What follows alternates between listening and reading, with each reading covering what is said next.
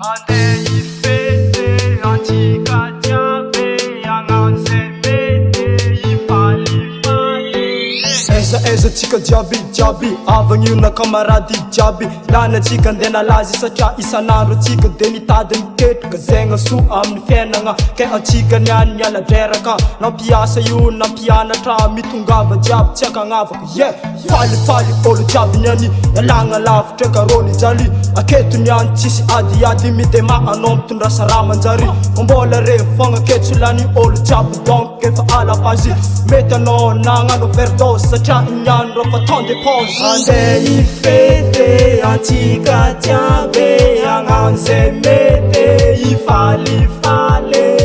Na de mafiny fiaignana antsika tsy maintsy manalazy na de mafiady mpiaignana antsika tsy maintsy manalazy life amizao fa iaraha malala fa isan'andro mema fe mikofokofoka gauche droite mitady fa mila itape ke niany anao mba senda takatra antragno ke magnasanao mba ande iala drivotra isoto fandombera fa tsy voatery gnano mambe fa fiaignana lesy fiaignana zany de niany izy mbola iaignana fa maraigna lesy amaraigna tsy fantatra fa mbola ankamantatra ke noho izany minana zelany izy koa misy masaka agnaty vilagny de aza miambaamba tafio tsara lamba magnanova karamamba sy minagna koa sasara. Ifete antika jiaby agnano zay mety ifalifale.